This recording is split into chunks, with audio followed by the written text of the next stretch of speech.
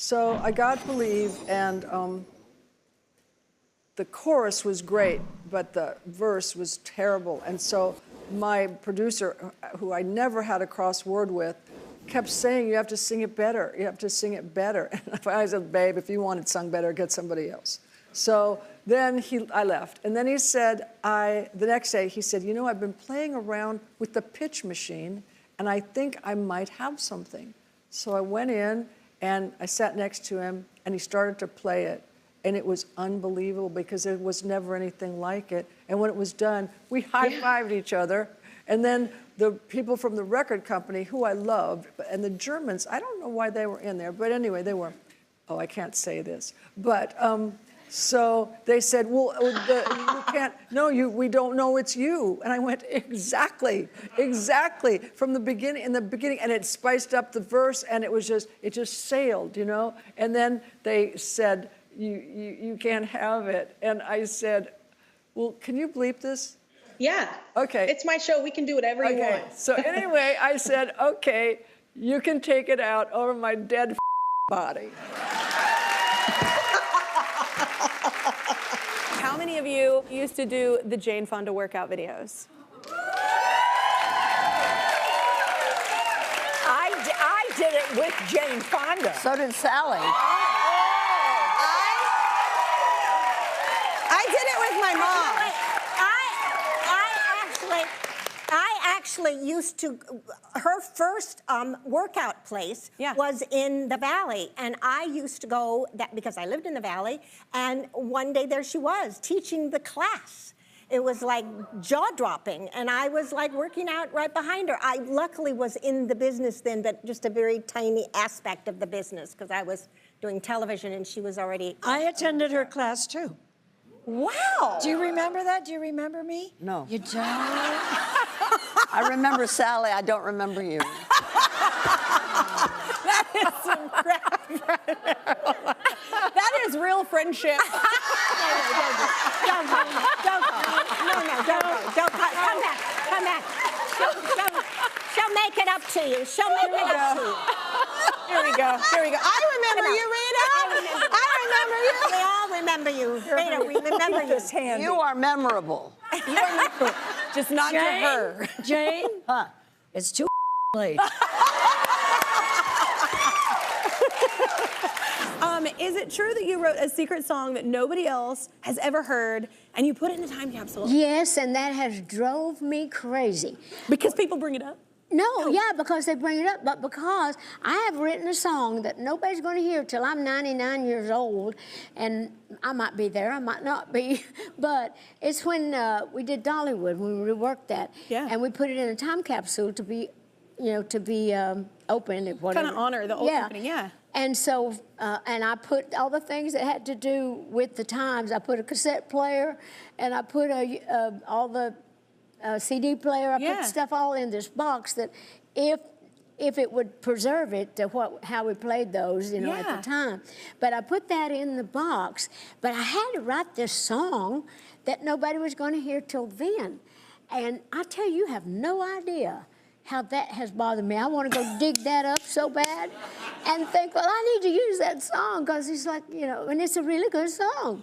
But yes, I have a song that's buried that nobody's going to hear till I don't know whose damn idea that was. But, yeah, you're like, I'm like, when's the cutoff? Is there a date? Do you know? We need to find the date till we get to unearth it. So I'm 76, and it's when I'm 99 years old. It is when you're 99? Yeah, I'd be 99 years old when they open it. Yeah. God, you got like a lot more time to wait for that one. I know, but they weren't expecting me to be there at all, and I that's just rude. Probably won't be. That's just rude. But I mean, I'm just saying I might be there. Who knows? But the point is that there is a song. I figure it'd probably disintegrate. Probably nobody ever hear it. That's what bothers me, to think that it's going to be a song that nobody's ever going to hear if it rots in there before they open it. Beautiful thing though, when they open it, what a beautiful thing. I love that. I'm totally, and I've done time capsule gifts before, more as a joke. Like I gave Blake Shelton a time capsule for his birthday last year to open at the one this year, and it was just like my Team Kelly jacket from The Voice, and because he kept throwing it away, and I was like, "You've had this for a year. Joke's on you." But anyway, I've done it in a funny way, but I've never done it in a serious way, and I think that's almost beautiful too for like people to do for like their kids, like make something for their kids. If you can't sing, like make a video and like have them unearth it at some point. I think that's really special. Well, hopefully it'll be special, and hopefully you'll still be there. I won't be around here. Some of you might be, some of you might not. Oh, I gotta But it is true, though. But it's an odd feeling. I have to honestly say, it was an odd feeling to be asked to write a song that nobody was not going to hear. I mean, it was not going to be heard. That is annoying. It is, yeah. But it's a good song. Oh, well, we don't know. No, you don't. But I mean, I felt like it was a good song, and I think, oh, I don't know if this. Maybe I'll write a bad song and put it in there. Who's going to remember me then? Yeah, you should have done it like more of a joke. Like, joke's on you. You thought this was going to be great. That's what, nope. You should have called it Nope. Well, that's what I'm going to do now. I'm going to go dig that up and put Bury that right beside it and get the other one. We've got the legendary Carol Burnett with us. Give it up. So let's finish things up here with something Carol liked to do on her show and her comedy specials, which we love, which is take questions from the audience. All right, let's turn to our audience for their questions right now. So who has a question for Carol? Oh, everybody has a question for Carol. All right, well, we want to pick? Do I want to pick? I get to pick. I'm going to pick you right here in the blue. How about that? Hi, Carol. Hi. In the 90 years that you've been on this planet, what would you say is the most important thing you've learned? Oh, that's a big question. Do you have about 40 hours? Not to take yourself too seriously. Not to take yourself too seriously. Okay, check. Okay, I'm gonna go with orange back there. Yeah, with the cool red hair. Come on now. Hi. Outside of entertainment, what do you still want to accomplish in your life? Ooh, outside of entertainment, what do you want to accomplish? George Clooney.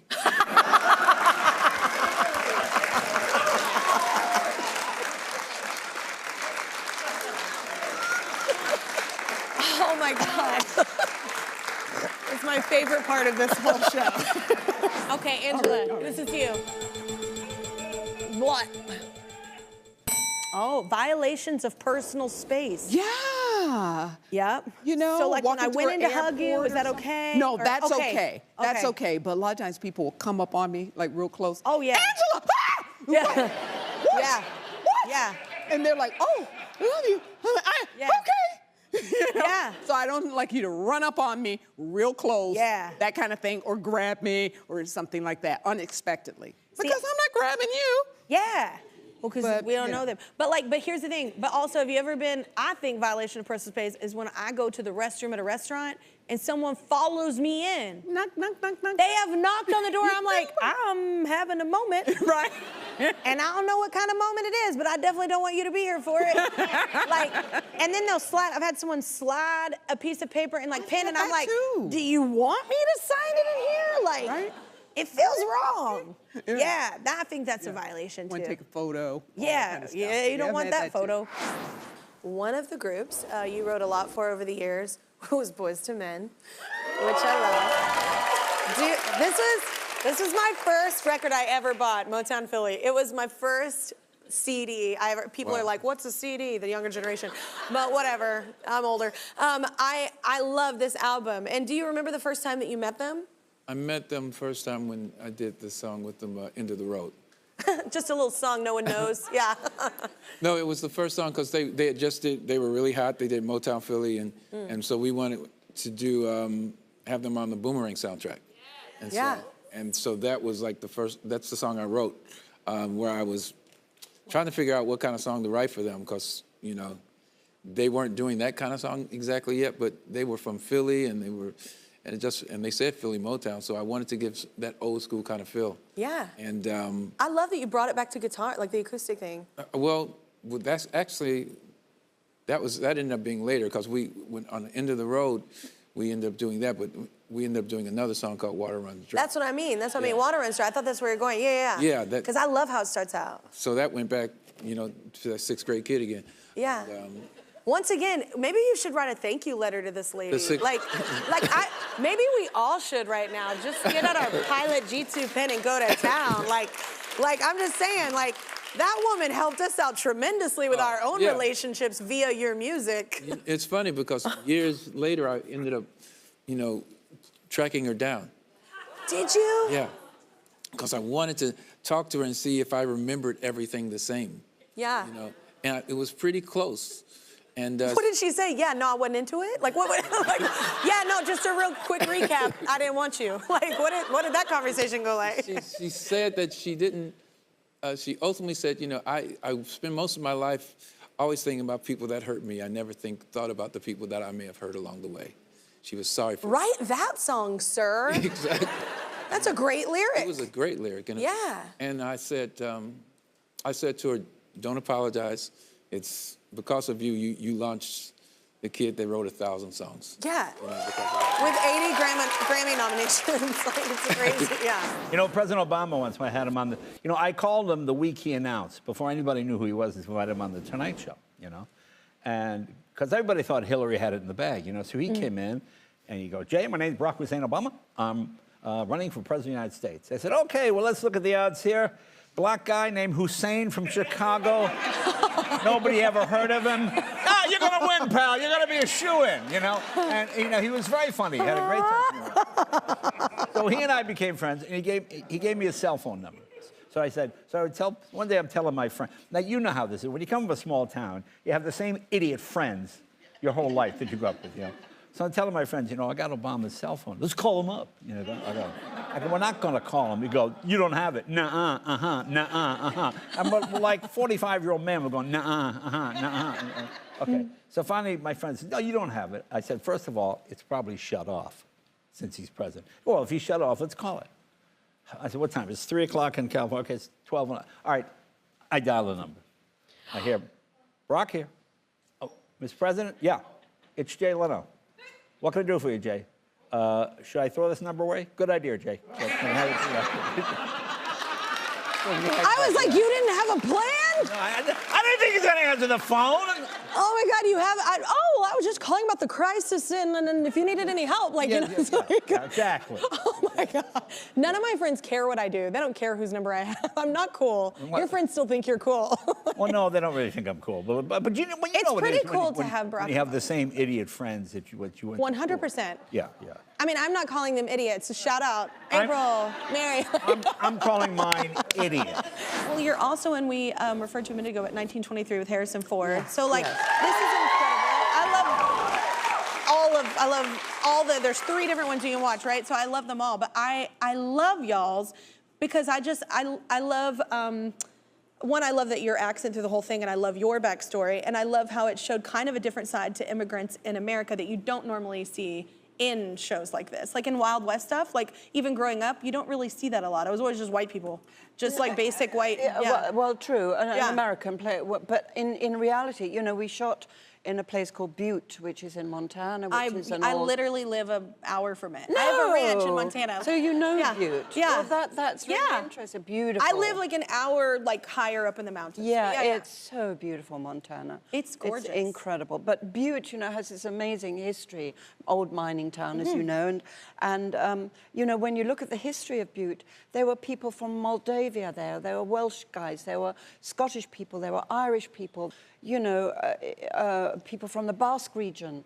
So that's what the West was like. All these different accents and cultures and But that's what I love, that y'all did that, yeah. Yeah, so that was very much why I wanted to play her Irish, yeah. Yeah, it was very, very cool. I'm like, look, I know that there's one store in Butte, and it's like Walmart. So like, I love that true. Dame Helen has been to Butte. I just love, like, that's where I go to get groceries, because where I live is like super remote. So like, that's where I drive to get like milk. Yes, I know that Walmart very well. I know it like the back of my hand. Me too, but I just love that you've walked the aisles of that Walmart.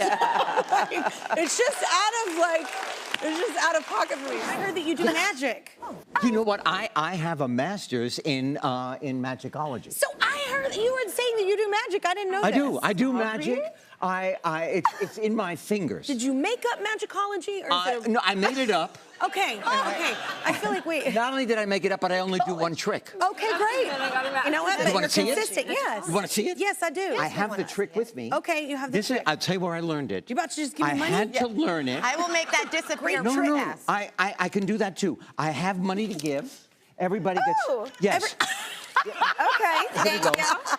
All right. Okay. There you go. I mean, okay. Okay, so... What are we doing? Is this part of the trick? This is not part of the trick at all. You get to go out and just have drinks together. Okay. All right. He's buying us drinks. And in LA, this shall buy one. Yeah. It's that. I'm here. What do I have here? You have a quarter. Okay. Is that a quarter? That's a quarter. All right, now listen very carefully. Okay. Yeah. Is that a quarter? That's a quarter. Right, that can't be my fingers. No. Okay, here we go. Okay. All right. Okay. Okay, Magicology. here we go. Here we go. All right. Okay. What are you gonna swallow? What? No. Oh. No. Okay, now. Okay, count to 3. Okay, 1, 2, 3. How did you do it? Wait, Hello. is it? Hell. Magicology. I get the flowers. I get the flowers. Well, you know what? I get the money. So Yeah, it's going in here. Yeah. All right. I know that I've talked to you about your album a lot. I know. You can keep going. No, you probably truly think I'm enjoy it. psychotic at this point. Literally every time I see him at the show, I'm like, dude, I was like, I can't. And this is a testament. Do I you told have a you favorite this. song? Oh my gosh. I mean, I love Wild, actually, what you're gonna be performing today. But Yes. favorite place, I'm really into Ooh La. I love the whole album, Conversations in the Dark. I love the whole thing. It's so great. Oh, those songs are kind of sexy songs. Dude, I know, that's what I'm saying. This is a testament of how good this album is. I started the show with saying like, hey, my personal life is kind of like, and so I'm just saying, if this album can be so great for someone like me that's really wanting some Joni Mitchell, Alanis Morissette at this point, like, it's a great album. Well, thank you. Yeah. I truly, you know, we all work in this business, and so we can be a little jaded and cynical. I know, I'm never like this with albums. And for another artist to actually care about your music and listen to it and love it and really pay attention, it really does mean a lot. So I am truly grateful for your compliments, and they're not getting old to me. Okay. I appreciate it. He's probably like, calm down.